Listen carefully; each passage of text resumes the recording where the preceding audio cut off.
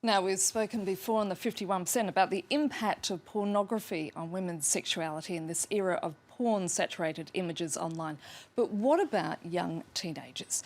In the UK, research is now showing that boys as young as 11 are being exposed to online porn, and the consequences are disastrous, with young girls now being reported as saying that they're under pressure to have anal sex, for example.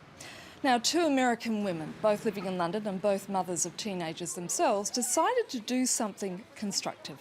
Alison Havey and Dina Puccio visited scores of British schools where they spoke to students, teachers and parents about the risks associated with being online and its impact on how kids view sex. They went on to write a book entitled Sex, Likes and Social Media, talking to our teens in the digital age, and they join me in the studio today. Thanks to both of you for coming in. I'm curious to know what prompted you, Alison, to come up with this idea. Well, Dean and I, between us, have 5 teenagers. So we realize that they're coming up against some pretty difficult issues today, more so than in our generation. They have body image issues, they have incredible academic pressures, and they are the biggest consumers of online pornography. Porn is certainly influencing their habits, their attitudes, their behaviors, their expectations, and body image. And Dina, in terms of when you went out to these schools, what did you find out when you started talking to students? It was quite surprising. Young people not really understanding how to set their boundaries, being strong to say no if they're being pressured to do something they don't want to do, not understanding that pornography is not a depiction of a healthy sexual consensual relationship, that this is their expectations. They've got to physically look like a porn star, which is next to impossible without a lot of plastic surgery and enhancement, and they have to perform sexual acts that they're not quite ready, if ever, to do, including anal sex.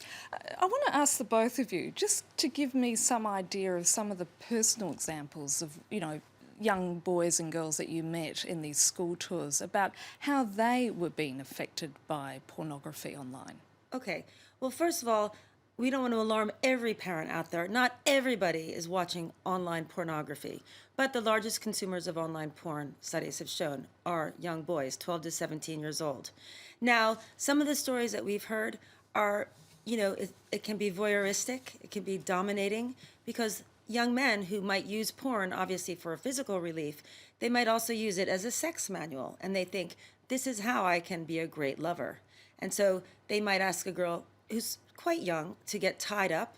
They might ask a girl to do some things like, can he watch? Can he film them? Voyeuristic. These, of course, are extreme, but they are certainly based on real stories that we have been told. One shocking situation, I was at a very well-known school in London where a year 9 boy, that places him in the 14 years of age group, asked me after the talk, Miss, anal sex, sodomy, you don't have to be 16. You don't need consent for that because it's not really sex, right? So these young kids are getting sexualized early because of what they're watching, and they're not ready for it. They can't really digest the information that goes along with it. But Dina, the danger very much lies with boys and their expectations of sex, and that porn is very much based on the male pleasure, which as a result leads to boys, I imagine, having unrealistic expectations of what sex involves. The kind of pornography that young people are being exposed to is pornography that promotes rape culture, that is misogynistic, that is violent. It's not two people hugging and kissing. There's no caressing. There's not real intimacy. So then their idea of sex is a woman being pinned down or a woman being dominated. And it's also seeping into mainstream media. So it's not just our kids on Pornhub. If you look at advertising, print ads, if you listen to music lyrics, watch music videos, it's quite misogynistic. And it's actually mirroring what a lot of young people have seen in porn, only they're more desensitized to it because it's part of their everyday culture now. Dina, you were a former senior district attorney at the Sex Crimes Unit in Brooklyn. Yes. Are you genuinely concerned, given the saturation of pornography on the internet, that that is going to lead to a spike in sex crimes? I am concerned. And I'm concerned that young women are not owning their bodies, owning their choices, the blurred lines of consent. I do believe that, and studies have shown, that if a young woman doesn't feel good about herself and her self-esteem is low and her confidence is low, she's more likely to put herself in a situation sexually to please someone or to do things she doesn't feel comfortable doing, or perhaps not understanding what it means to say no.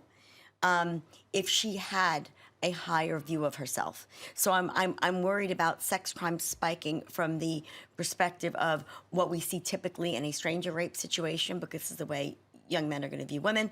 But I'm also worried about sexual choices women are going to make in an intimate situation because of their low self-esteem and their low body image at this point. What do the two of you actually, as a result, when you go into these schools, what do you tell students and parents and teachers to do?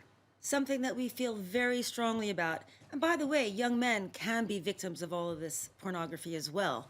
What we tell students, parents, and teachers is that it's so important to start, unfortunately, it's so important to start speaking to our young people from 10, 11 years old, pitched to age appropriately. And then the one message that we tell everybody to promote is this notion of mutual respect, mutual consent, and for the older kids, mutual pleasure.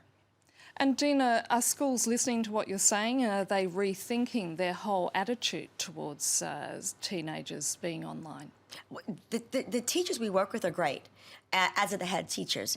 The problem is the government. You only have a certain amount of time in the curriculum. Their schedules are packed. So they've got a short period of time to address these very intense, sensitive issues. Are they listening? Yes. We go back to schools over and over again. And the feeling is, one teacher said, it made so much sense, when you teach a mathematical equation, you don't just do it once and leave and expect the kids to get it. It's something they're taught over and over again. Well, when it comes to issues like consent, owning your bodies, owning your choices, it has to be taught. It's a message that has to be heard over and over again. And never do anything if you're not comfortable with the request. Have enough self-esteem, have enough body confidence that if you're not comfortable to do something, you can say no. Don't do something because you think the person is going to like you more for it. It's not so much about having sex, is what we tell the kids. It's about how you feel about yourself afterwards. I think there's a lot of truth in that. Dina and Alison, I'm afraid we're going to have to leave it there. Thank you so much. Thank you for having us. Thank you.